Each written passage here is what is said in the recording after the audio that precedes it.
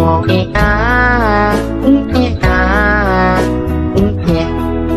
been a really, really messed up week. Some days torture, some days better. La la la, la la la. Tepat ketika Widya selesai membaca doa di atas tempat tidur dan mulai memejamkan matanya untuk tidur situ, Wak, disitulah dia mendengar ada suara perempuan. Dia ngomong kayak gini. Sampai jumpa lagi Widya. Setelah beberapa bulan berlalu, aku senang bisa menatapmu lagi. Katanya. Hai, wassalamualaikum warahmatullahi wabarakatuh. Terima kasih sudah klik video ini. Oke, jadi di malam ini aku akan menemani kalian lagi dengan membawakan satu kisah horor Wawa spesial Nusantara dari Papua Pegunungan. Sedang kali aku rasanya ternyata kita dapat juga cerita dari Papua Pegunungan. Wah, dulu kan aku sempat bilang kan kalau waktu ide KHW Nusantara ini tercetus hanya cerita dari provinsi pegunungan inilah. Provinsi pegunungan ini pula. Kenapa tiba-tiba terbuka pintu kamar mandi aku? Nyala kerannya. Terbuka tadi kan pintu kamar mandi. Terdengar gak cetek? Aku tengok keran terbuka. Apa tadi aku bilangnya? Waktu ide KHW Nusantara ini keluar kan aku bilang kalau satu provinsi yang belum ada kan. Siapa itu? Provinsi Papua Pegunungan inilah. Tapi alhamdulillahnya, Wak, seiring berjalannya waktu ternyata ada nih Wawa kita dari Papua Pegunungan yang berkenan berbagi kisahnya dengan kita semua. Terima kasih banyak ya, Kak. Nah, di kisah malam ini, Wak, aku akan menceritakan pengalaman mistis yang dialamin sama Wawa kita setelah pulang dari liburan, Wak. Liburan yang tadinya menyenangkan itu ternyata menjadi titik awal dari rangkaian teror horor yang menghantuinya. Dan usut punya usut, ternyata selama liburan kemarin itu Wawa ini tidak sengaja melakukan sebuah kesalahan fatal yang membuat marah sesosok entitas di sana. Penasaran kalian sama kisah selengkapnya kan? Jadi tanpa berlama-lama kita langsung masuk aja ke ceritanya ya. Check it out. Ya, apa tadi tuh ya? Tapi tumben aku nggak takut. Kebanyakan takutnya, tapi ini lagi nggak takut. Oke, lanjut aja. Takut aku Umar. Coy.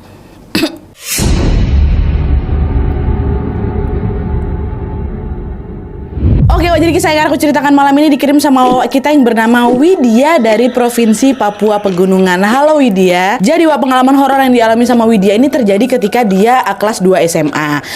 Sebelumnya, sejak umur 5 tahun Widya sama abangnya yang bernama Adit sudah tinggal bersama neneknya, Wak, karena kedua orang tua mereka memang sudah meninggal dunia dari mereka sekecil. Nah, di rumah nenek ini mereka tinggal berempat.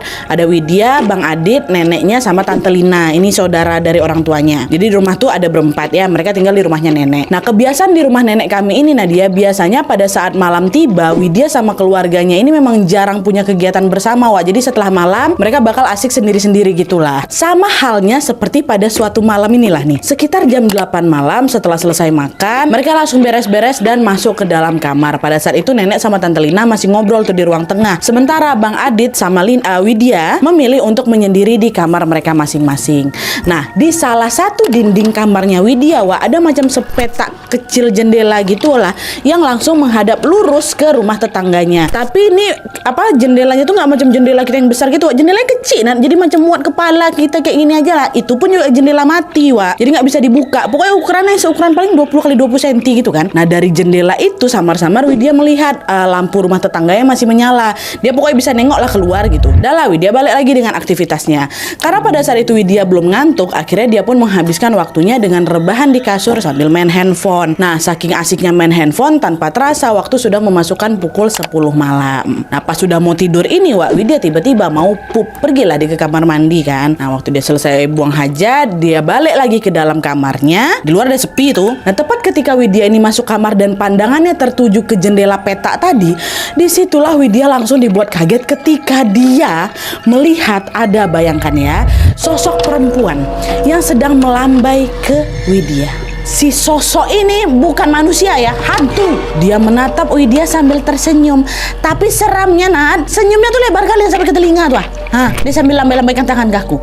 Kemunculan sosok itu seketika langsung bikin tubuh si Widya ini nge-freeze. Terus dia gak bisa berkedip, dia kayak kayak gitu tepelongo. Dan selama beberapa menit Widya sama si sosok ini saling beradu pandang, Wak. Di situ Widya tuh langsung batin, sebentar, kalau kalian ngeh ya, jendela kamar aku ini kan cuma sepetak kecil kan. Kan tadi aku bilang macam muat kepala aja nih. Kalau orang ngintip dari luar itu pasti ketengok kepala aja. Tapi entah kenapa waktu aku nge-freeze teplotot itu, waktu itu si Widya ini bisa melihat seluruh badan si perempuan itu. Makanya dia bisa tengok tangannya melambai, padahal kan cuma nampak kepalanya aja tuh. Tapi entah kenapa dalam pandangan aku nampak dia lagi melambai, dia lagi tegak gitu di belakang belakang jendela tuh. Oh, ini pasti bukan manusia nih.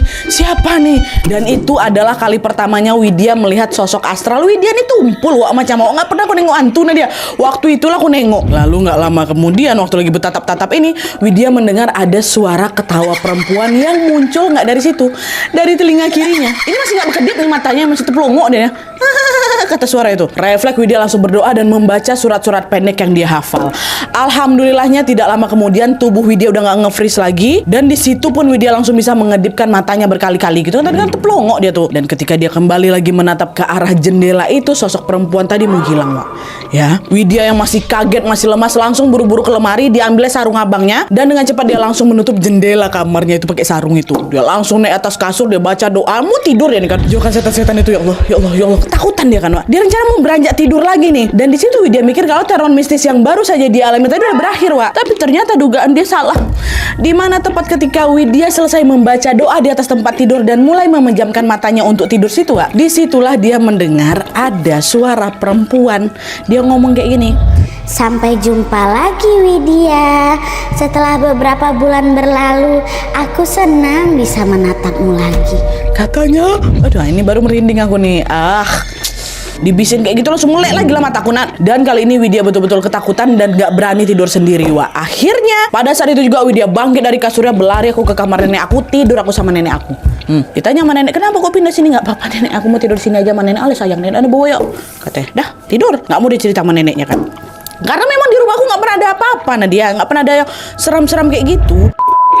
Nah, keesokan harinya, Wak, ketika Widya ini sudah tiba di sekolah, dia agak telat diberangkatnya. Widya langsung duduk di bangku yang memang bersebelahan dengan temannya. Nama temannya ini Zaskia, dipanggil Kia.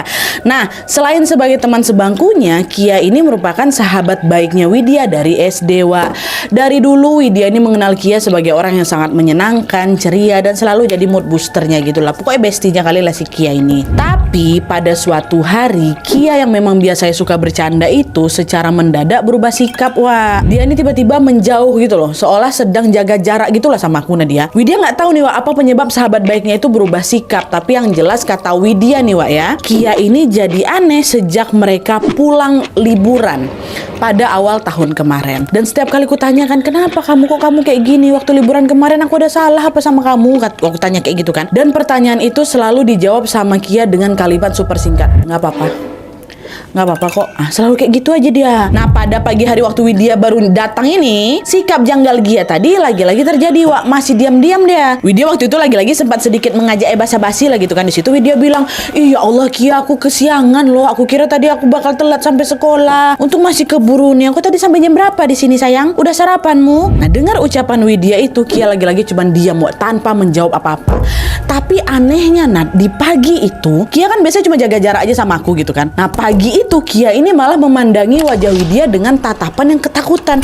Dia kayak kayak gitu. Makin bingung lah aku. Kamu kenapa Kia? Kok kamu ngeliatin aku sampai ketakutan gini? Kamu tahu tadi malam aku bisa lihat penampakan, kata si Widya. Nah, kebetulan pula si Kia ini memang tajam matanya, Wak. Dia bisa nengok lah hal-hal gaib kayak gitu. Si Widya kan belum sempat cerita kalau dia ditengokin sama cewek itu kan. Widya cuma mikir ini jangan-jangan Kia tahu nih aku bisa nengok setan. Jangan setannya masih ikut kayak gitulah. Tapi nggak dijawab sama Kia. Kira malah ketakutan gitu. Nah, meski keheranan dengan sikap Kia, Widya memilih untuk nggak banyak tanya karena si Kia juga nggak jawab apa-apa, Wak. Dan kebetulan pada saat itu bel pelajaran pertama udah berbunyi, Nadia. Guru udah masuk, pelajaran pun dimulai. Nggak selesai sampai situ. Ketika Widya ini lagi serius-seriusnya menyimak penjelasan dari ibu guru mereka, Wak, tiba-tiba dia dikejutkan dengan suara Kia yang bergumam.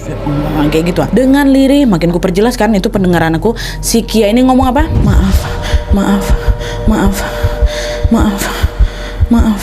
Maaf gitu terus. Entah dia ngucapin maaf sama siapa, Nadia, dan untuk apa dia minta maaf. Tapi yang jelas Kia terus menggumamkan ucapan itu sampai pelajaran sekolah tuh berakhir. Dikit-dikit maaf ketik kayak gitu. Dah, itu soal si Kia. Ingat bagian situ ya. Nah, singkat cerita, jam pulang sekolah pun tiba. Widya pun lalu membereskan barang-barangnya dan segera pulang ke rumah. Sesampainya di rumah, Widya pun langsung bergegas mandi nih kan. Nah, waktu mandi ini lagi-lagi dia diteror. Jadi ceritanya ketika Widya ini mau mengambil air menggunakan gayung di bak mandi, disitulah Widya terkejut ketika dia nengok ada kepala perempuan di dalam bak mandi itu. Ada kepala perempuan, nggak nonjol dia tuh memang Nadia, tapi aku tengok dia di dalam. Kenapa? Karena walaupun berada tenggelam di dalam air, Widya tahu betul kalau itu adalah kepala perempuan karena bagian kedua matanya terlihat jelas sedang menyorot tajam menatap Widya. Maka dia tahu itu kepala. Orang lagi nengok si Widya kayak gini. Tapi tenggelam memang Apa nggak kaget langsung berteriak, astagfirullahaladzim, kata dia kan. Widya pun langsung ngelempar balik gayung yang dipegang tadi kan. Dan setelah itu dengan jantung yang berdetak nggak karuan, Widya buru-buru nih ngambil handuk dan bersiap mau kabur. Tapi waktu dia buka pintu kamar mandi, dia udah pakai handuk nih kan. Waktu aku mau buka pintu kamar mandi Nadia, tak bisa terbuka pintu tuh, jadi macam terkunci gitu loh Udah aku buka kuncinya tapi nggak mau dibuka. Nah karena nggak bisa keluar, udah Widya pun langsung berjongkok aja depan pintu kamar mandi itu kan. Dia tutup wajahnya pakai kedua tangannya kan Nangis lah dia sesungguhkan di situ. Nah sambil bercucuran air mata, Widya terus berdoa dan membaca surat-surat pendek. Terus tidak lama kemudian tiba-tiba Widya ini merasa seperti ada seseorang yang menepuk pundaknya. Tas, kata dia sekali. Refleksku tengok pula ke belakang dan tepat pada saat itulah Widya melihat ada sosok perempuan yang tadi berada di dalam bak mandi itu tiba-tiba udah berpindah posisi, ikutan jongkok juga dia di belakang aku nih. Jadi kayak jongkok tapi nih. Dan seramnya lagi wajah mereka tuh cuma berjarak sekitar 10 cm aja dekat kali. Jongkok deh nih. Dan dari jarak sedekat itu Widya bisa melihat dengan jelas kedua mata si perempuan tadi warna merahnya merah terang, tapi benar bukan merah darah ya, merah terang. Dan selain itu mulut si perempuan ini juga mengeluarkan banyak belatung ukuran yang besar-besar tuh. Iyo. Dan di saat yang sama bau busuk bangkai yang sangat pekat pun seketika menguap langsung. Bau kali. Pemandangan yang sangat menyeramkan itu tentunya membuat tubuh Widya bergetar ketakutan, dan rasa takutnya semakin bertambah lagi ketika tiba-tiba dengan suara sedih si sosok berjongkok ini bilang apa? Kok kamu tega? Kenapa? Dan setelah dia ngomong kayak itu, Nadia aku udah nggak ingat apa-apa lagi. Pingsan langsung aku di sana dalam kamar mandi terkunci itu. Untung bisa pingsan Gawit. Dan entah sudah berapa lama Widya pingsan tapi yang jelas ketika dia sadar ternyata dia sudah terbangun di dalam kamarnya Tante Lina, tantenya kan. Dan ada juga Tante Lina di sampingnya. Kebetulan pada saat dia sadar itu Bang Adit sama nenek lagi nggak ada di rumah. Tante Lina yang nengok dia sadar langsung lah nanya, kamu nih kenapa? Kamu kenapa bisa tiduran di depan kamar mandi nggak pakai baju telanjang bugil kayak gitu? Kalau nanti dilihat Bang Adit kayak gimana? Itu kata tante, tak di dalam kamar mandi, aku dia di luar, aku nggak berbaju. Nah, pertanyaan Tante Lina ini pun langsung membuat Widya teringat semua dengan kejadian menyeramkan yang dialami dalam kamar mandi tadi. Saking takutnya pecah lah itu air mata Widya kan, dia sambil menangis diceritakannya lah itu semua ke Tante Lina. Tante, aku nggak tahu tadi gini.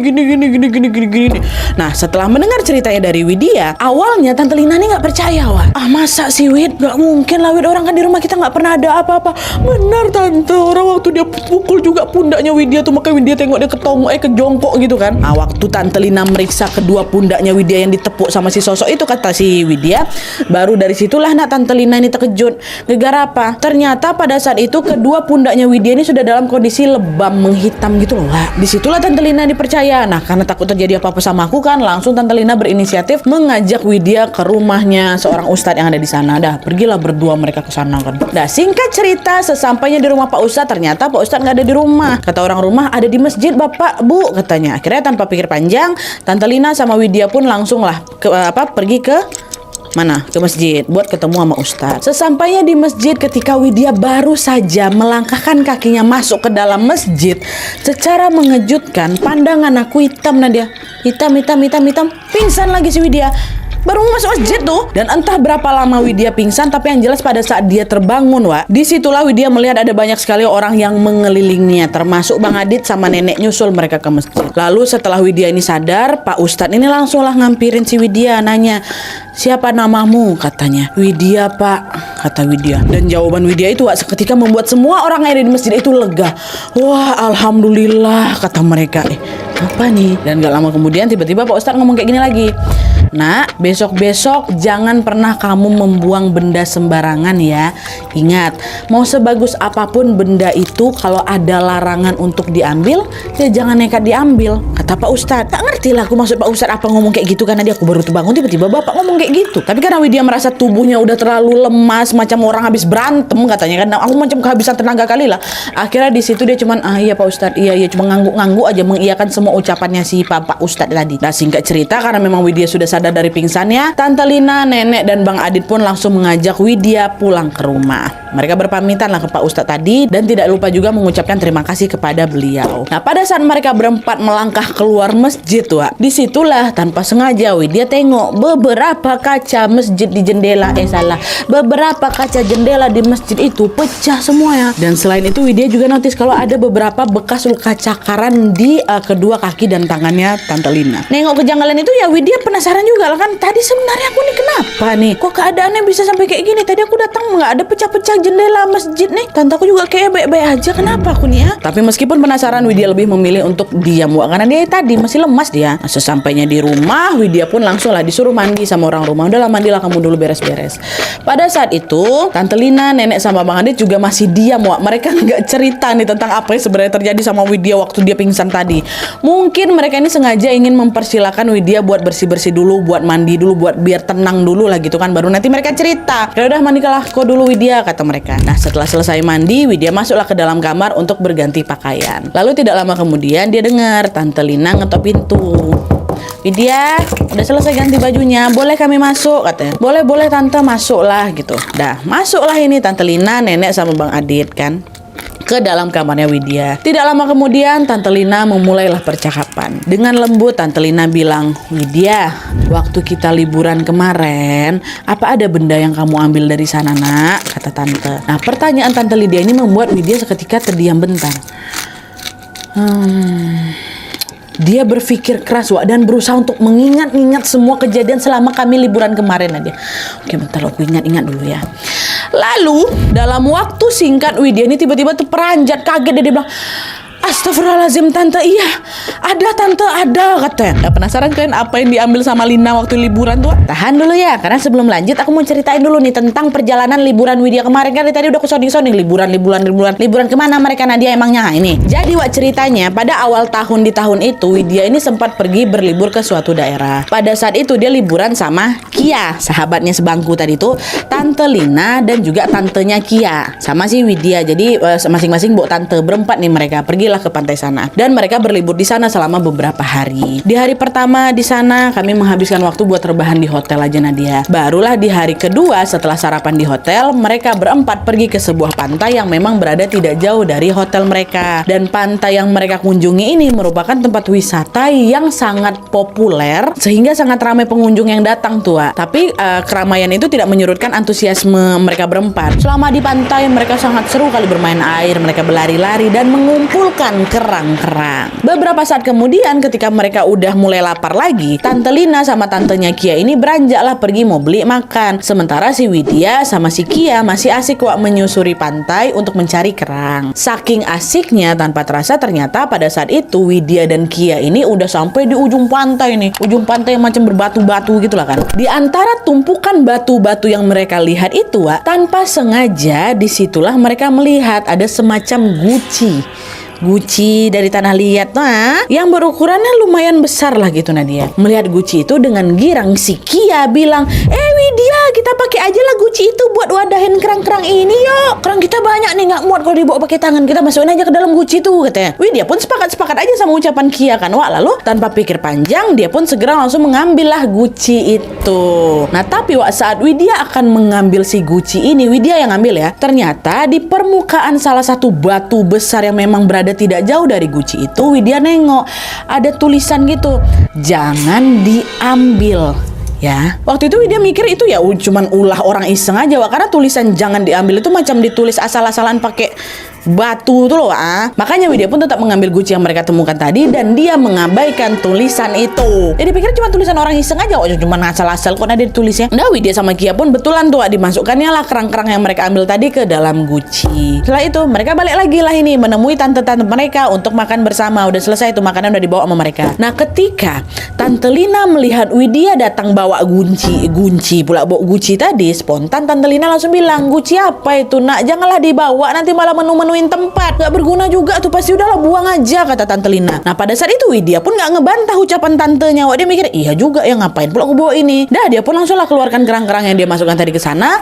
Lalu setelah guci itu kosong, Widya pun segera dibuangnya lah itu guci. Tapi ketika Widya ngebuangnya tanpa sengaja, guci itu macam terlepas gitu dari kedua tangan yang niat aku nggak mau ngelempar, dan dia waktu mau taruh jatuh, meluncurlah guci itu geluntung kena batu, pecah, hancur, dia berkeping-keping kan. Nah, karena Widya mikir itu cuman guci biasa, akhirnya udah Widya pun membiarkan begitu saja. Ya udahlah, maaf ya, jadi pecah gitu. Dah, akhirnya mereka lanjut lagi nih berempat.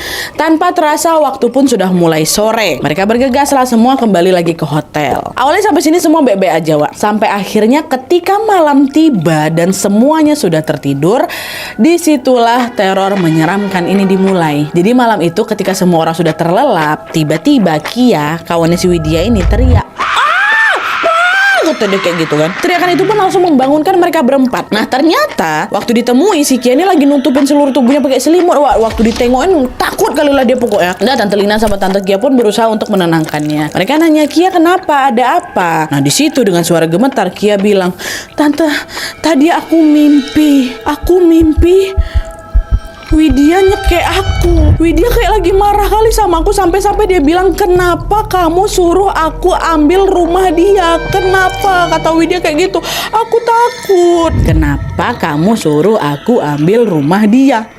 Widya tapi dalam mimpi itu kan. Udah itu cuma mimpi aja tuh. Kia yang tenang ya. Cuma mimpi buruk aja itu, udah bacalah doa, kata Tante Kia. "Iya Tante, iya," kata udah. Nah, itu dia. Singkat cerita, liburan pun selesai. Mereka pun bersiaplah pulang ke rumah masing-masing. Sejak mendapatkan mimpi buruk tadi sampai di perjalanan pulang, Kia ini jadi jaga jarak sama aku. Sejak dia mimpi itulah. Dan setiap kali dia melihat ke Widya, Kia ini nampak ketakutan terus. Bahkan ya, sesampainya mereka di rumah, orang-orang mulai notice kalau tubuhnya Kia ini makin hari makin kurus. Dan sejak saat itu juga lah sikapnya Kia terhadap Widya pun langsung berubah drastis dan dia sudah tidak sama lagi seperti yang dulu. Nah, itulah kisah liburan mereka tuh. Sampailah yang waktu tiba-tiba si Widya ini datang basa-basi sama dia tiba-tiba ketakutan. Nah, itu udah lama tuh semenjak kami balik liburan tuh, Udah kan, sekarang kita balik lagi ya ke cerita saat Widya pulang dari masjid yang waktu si Tante Lina ini ngomong. Jadi, setelah pulang dari masjid itu, Tante Lina nanya lah, "Apa selama liburan kemarin kamu ngambil benda sembarangan?" kata Tante Lina kan. Nah, disitulah dia, setelah si Widya ini mengingat kembali semua perjalanan liburan mereka, di situ Widya langsung ingat kalau benda yang sudah diambil secara sembarangan itu apa?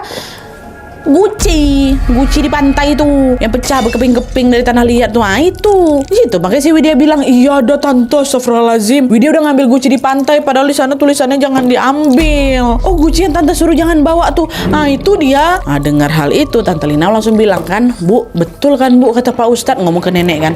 "Kamu tahu Widya, tadi pada saat kamu pingsan di masjid, sebenarnya waktu itu kamu lagi kesurupan. Tante nih tengok sampai kamu cakar-cakar, semua barang kamu lempar di sana, mic masjid kamu lempar, meja kecil orang ngaji kamu lempar ke kaca, makanya sampai pecah-pecah jendela kaca tuh. Besok nenek yang ganti ini. Kami nggak tahu kenapa kamu bisa kesurupan tiba-tiba waktu kamu masuk masjid tadi tuh. Akhirnya disitulah kamu langsung diruqyah sama Pak Ustadz. Dan setelah ruqyah itu selesai, Widya masih pingsan tuh. Disitulah Pak Ustadz cerita banyak ke Tante Lina. Ini waktu masih di masjid ya. Nah, Pak Ustadz bilang, kalau ini berdasarkan penglihatannya Pak Ustadz, ternyata dulu di pantai tempat mereka liburan kemarin ada seorang perempuan yang dihilangkan nyawanya sama suaminya sendiri. Dan konon katanya tubuh perempuan itu dikubur tidak jauh dari sana. Dan kepalanya si perempuan ini ditaruhlah di dalam guci. Mereka nggak tahu apa alasan yang membuat tubuh si perempuan itu dikubur tapi kepalanya malah ditaruh dalam guci, nggak tahu.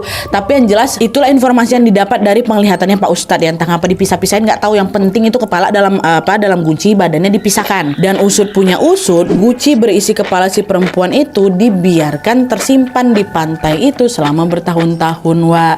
Sampai akhirnya pada suatu hari ketika diperiksa, entah dari tim kepolisian atau sama warga lah kayak gitu, secara mengejutkan kepala dalam guci itu sudah menghilang secara misterius. Entah ada yang ngambil, entah hanyut, entah kayak gimana, tapi yang jelas katanya kan di dalam guci, tapi waktu ditengok udah nggak ada kepalanya. Jadi macam menghilang misterius gitulah. Tapi meskipun kepalanya hilang, Wak, banyak yang percaya kalau arwah si perempuan yang sudah dibunuh itu terlanjur menjadikan guci itu sebagai rumahnya. Nah, sayangnya adalah ketika Widya dan Kia tanpa sengaja menemukan guci itu, mereka malah nggak sengaja ngancurin. Iya kan, pas sama si Widya kan pecah berkeping-keping tuh. Nah, dari situ lah, Wak, konon katanya sosok perempuan yang mendiami guci itu jadi sangat marah sama Widya.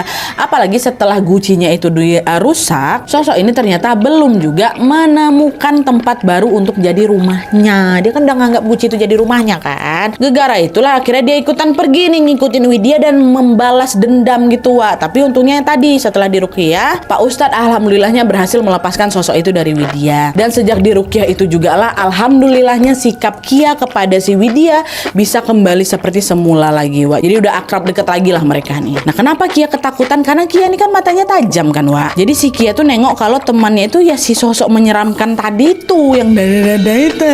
Makanya dia takut tiap kali nengok aku. Jadi selama ini si Widya ini sempat kayak ketempelan sama si sosok perempuan yang dibunuh tadi tuh loh, Wak. Nah, jadi itu tadi dia pengalaman horor yang dialami sama Widya, Wawak kita dari Papua Pegunungan. Makasih ya Widya. Sebuah pengalaman yang memberi kita lagi-lagi pelajaran untuk selalu berhati-hati dimanapun kita berada. Ibarat kata apa, Wak ya? Bumi yang kita tinggali ini kan udah tua kali usianya kan. Ada banyak sekali generasi di atas kita yang dulu pernah tinggal juga di tempat kita ini, ha. Dan kita nggak tahu apa saja yang sudah mereka tinggalkan di sini ya kan. Jadi ya itu, jangan suka sembarangan ngambil sesuatu yang bukan kita punya lah, Wak. Apalagi sampai merusaknya, ya Allah. Kalau ternyata benda yang kita ambil tuh punya sejarah kelam kayak mana? Nggak teror juga nanti kelam kayak Widya, coy. Yang penting jangan lupa untuk selalu berhati-hati dan berdoa, Wak ya. Semoga kemanapun kita melangkah, Allah Subhanahu Wa Taala selalu melindungi kita dari mara bahaya. Amin ya Rabbal Alamin. Terima kasih Widya, terima kasih Tante Lina, terima kasih Kia, terima kasih Nenek, terima kasih Bang Ade, terima kasih Pak Ustadz. Aduh, kita udah mau mengakhiri KW Nusantara kita nih. Habis ini Papua mana lagi? Sampai lupa aku. Tinggal satu Papua lagi kalau nggak salah. Habis itu kita apa lagi, Wak? Break dulu kali ya KW hari Minggu ya nggak sih? Langsung jangan ya, tengok nanti lah tuh. Biar kami berehat, coy. Nggak. Oke, Wak, jadi sekian dulu videonya. Terima kasih banyak yang sudah menonton. Kalau kalian suka video ini, klik like-nya. Jangan lupa komen di bawah untuk ide dan saran-saran untuk video selanjutnya. Jangan lupa nyalain notifikasinya supaya kalian tahu kalau aku upload video baru. And as always, jangan lupa untuk klik tombol subscribe supaya kalian sama-sama tahu informasi menarik dan menegangkan dari channel aku. See you next video, Wak. Bye.